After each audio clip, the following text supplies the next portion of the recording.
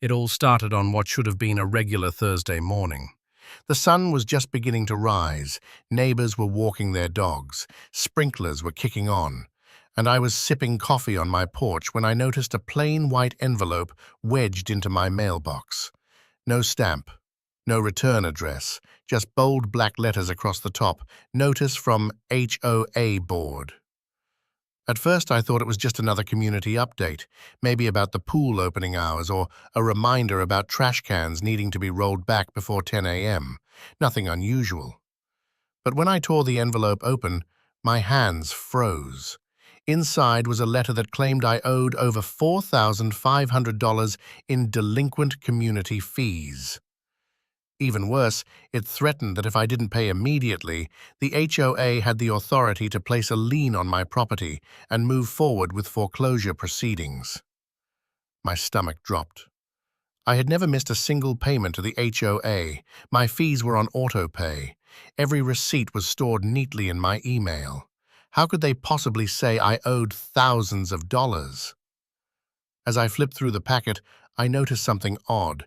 The so-called fees weren't listed anywhere in my past statements. Instead, the charges were labeled under vague categories like administrative adjustments and compliance penalties.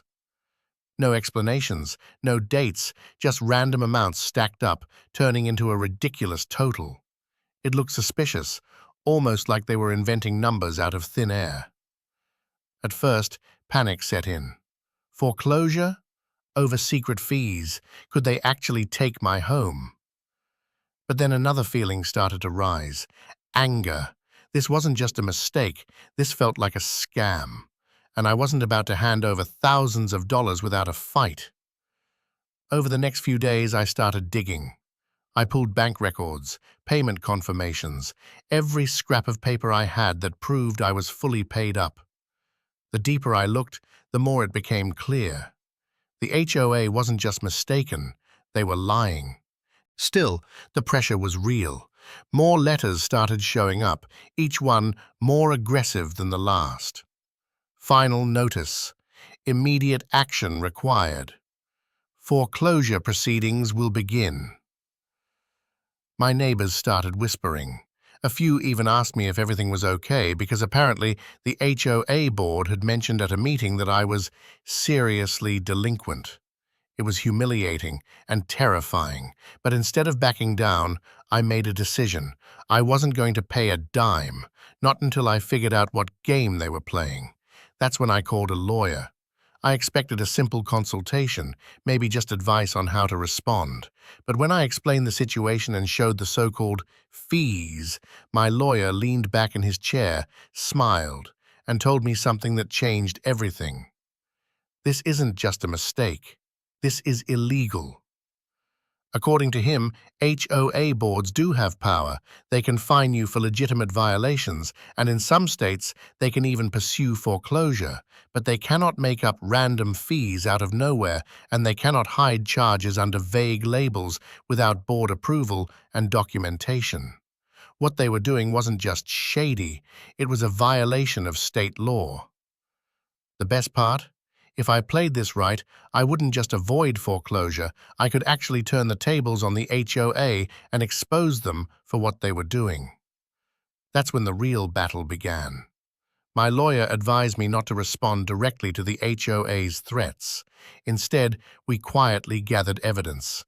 Every letter they sent, every discrepancy in their accounting, every email they ignored when I asked for clarification. My lawyer also requested the HOA's financial records under state law, records they were legally required to provide. And when those records finally came in, the truth was even uglier than I imagined. Hidden inside the spreadsheets and board meeting minutes was a pattern. The HOA president and treasurer had been quietly funneling bogus administrative fees onto selected homeowners' accounts. Some people paid without question, probably too scared to fight, but others, like me, were being set up for foreclosure. Why? Because once the HOA foreclosed, the board could flip the house at auction, pocket the difference, and cover their tracks by calling it community revenue. It was a scam. A calculated scheme, and I was their next target. By the time I realized how deep this went, I wasn't just angry, I was determined. They wanted to take my home? Fine, but I was going to take their entire operation down with me. The next HOA board meeting was just days away, and I knew that's where everything would come to a head. My lawyer told me to be patient, to let him handle the strategy. But as I stared at the foreclosure notice sitting on my kitchen counter, I couldn't help but wonder. Would they really go through with it? Would they actually try to steal my home over fake fees? And if they did, would my evidence be enough to stop them in time? The war with the HOA had just begun. The night of the HOA board meeting arrived like the calm before a storm.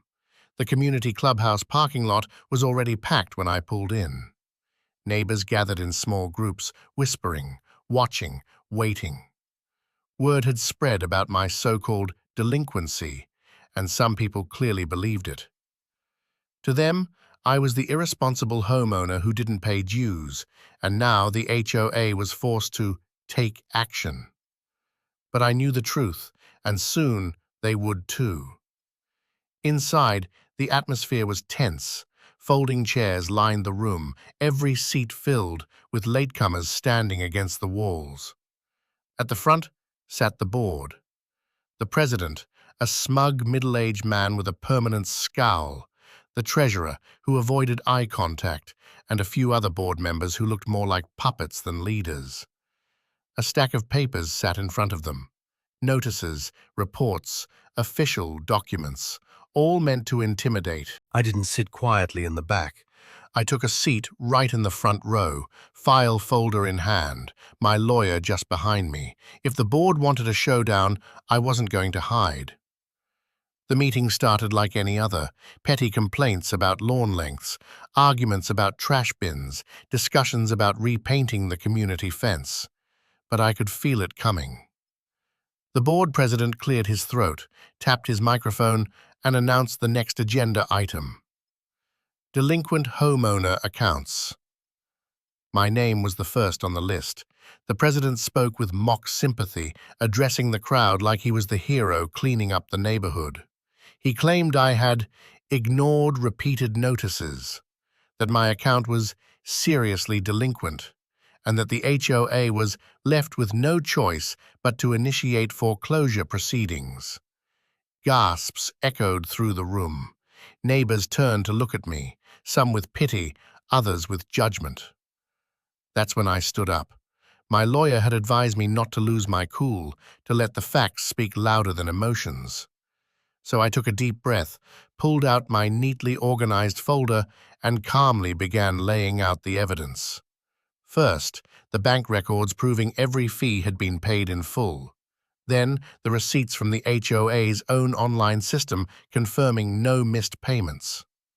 Finally, copies of the bogus administrative adjustments the board had tacked on without explanation. Whispers rippled through the audience. People leaned forward, craning their necks to see the documents. The treasurer shifted uncomfortably in his chair while the president's fake confidence started to crack. But I wasn't done.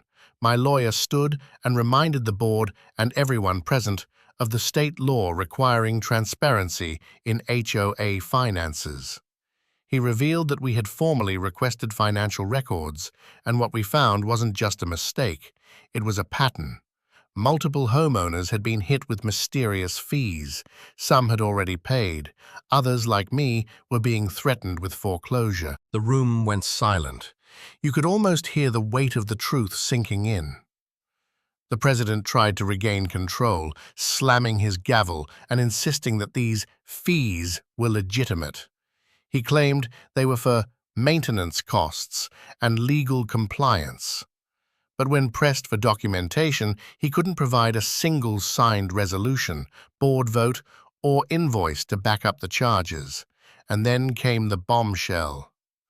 My lawyer calmly explained that not only were these charges illegal, but we had evidence suggesting the president and treasurer had been funneling the collected money into a private account. He didn't reveal everything yet. That part was being saved for court, but it was enough to send shockwaves through the crowd. Neighbors who had once glared at me now turned their anger toward the board. People shouted questions, demanding answers, calling for accountability. The board president's face turned red, his voice rising as he tried to shut the meeting down. But the damage was already done. That night, I walked out of the clubhouse with my head held high. The foreclosure threat wasn't gone yet, the paperwork was still in motion, but now the community knew the truth. I wasn't the villain, I was the target, and the board's dirty laundry had just been aired in front of everyone. Still, the battle wasn't over. The president wasn't going to back down quietly. Within days, another letter arrived at my door, this time from the HOA's attorney. They doubled down on their threats, claiming they would see me in court and that foreclosure was moving forward. But what they didn't know was that my lawyer and I were already preparing a case of our own. We weren't just defending my home, we were going on the offensive. We filed a lawsuit against the HOA for fraudulent charges, violation of state property laws, and defamation. Yes, defamation, because they had spread false claims about my delinquency to neighbors, damaging my reputation. The lawsuit demanded not only that the bogus foreclosure be stopped, but also that the HOA be held financially accountable for their actions. When the news broke, it spread like wildfire. Some neighbors were furious at the board, realizing they might have been victims too. Others were scared, wondering if their homes were at risk. And the board president? He grew desperate. He started sending mass emails defending himself, claiming I was attacking the community and draining resources with unnecessary legal action. He even accused me of trying to avoid reasonable fees everyone else was expected to pay. But the more he talked, the guiltier he looked. Meanwhile, my lawyer uncovered even more damning evidence. Buried in the financial reports was proof that the president had been awarding contracts to companies owned by his relatives, landscaping, maintenance, even minor repair jobs. The HOA wasn't just bleeding homeowners dry with fake fees. It was also funneling money into the president's own pockets. By the time our court date approached, the case had snowballed into something much bigger than just me versus the HOA. It was about exposing corruption at the highest level of our neighborhood's leadership. But there was one more twist. Just days before the hearing, a neighbor slipped me a copy of an internal email chain that had accidentally been leaked. In it, the HOA president openly discussed targeting specific homeowners for collections enforcement because their houses were prime for resale. My address was right there on the list. They hadn't chosen me at random. They had picked me because they wanted my house. Reading that email lit a fire in me. This wasn't just about saving my home anymore. It was about justice, about making sure this kind of abuse never happened to another homeowner again.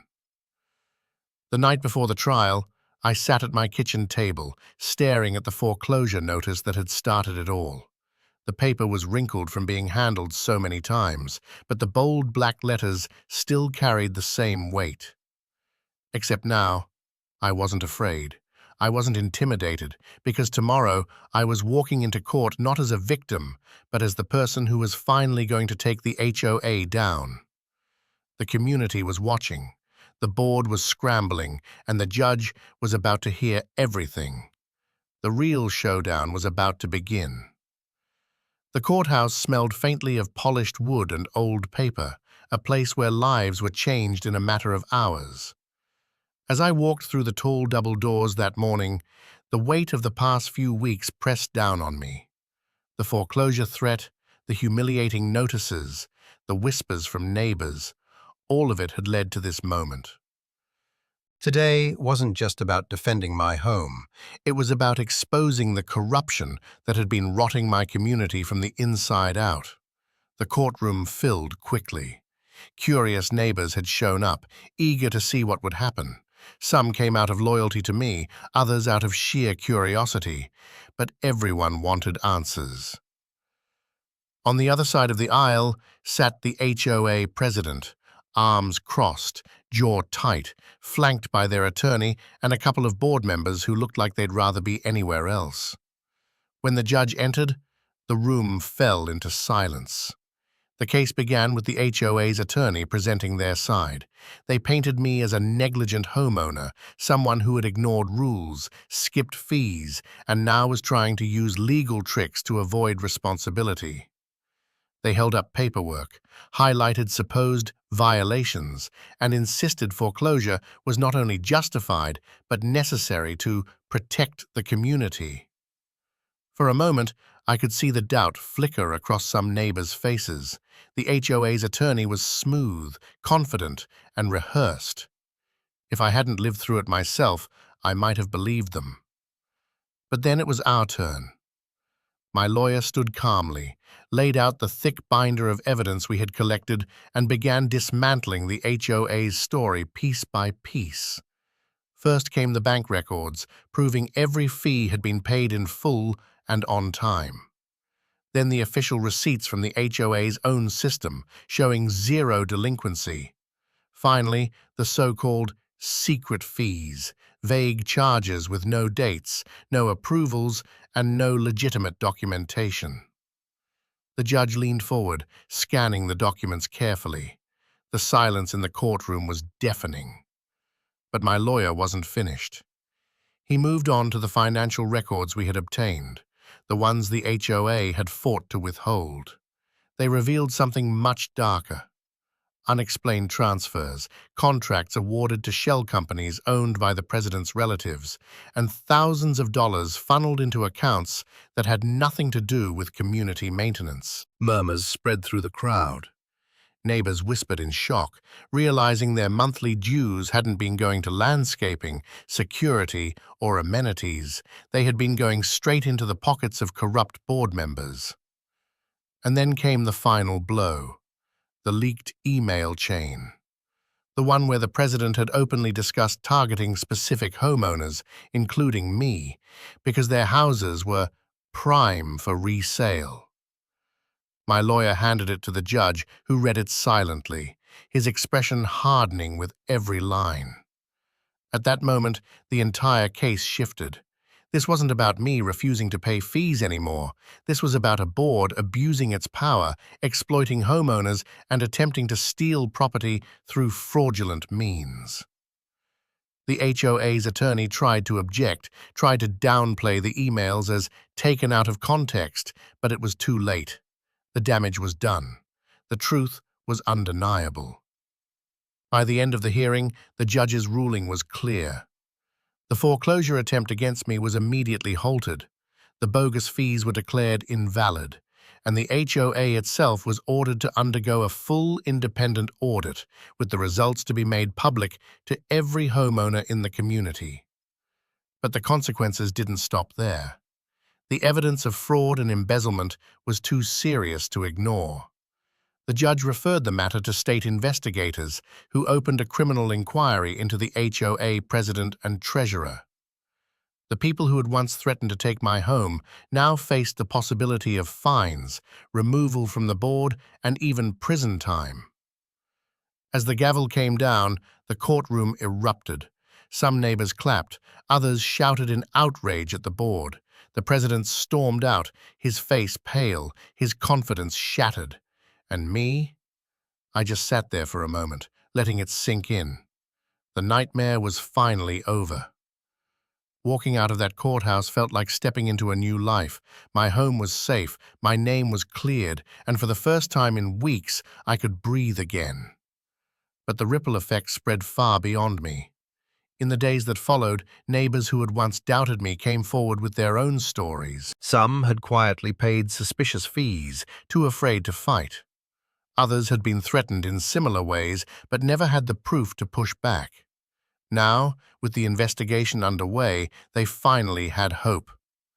The community held an emergency meeting to vote on removing the corrupt board members. The turnout was massive. Homeowners who had never attended a meeting before showed up in force, determined to reclaim control of their neighborhood. The vote wasn't even close. The president and treasurer were ousted, and a new interim board was put in place to oversee the audit and repair the damage. For the first time in a long time, the community felt united.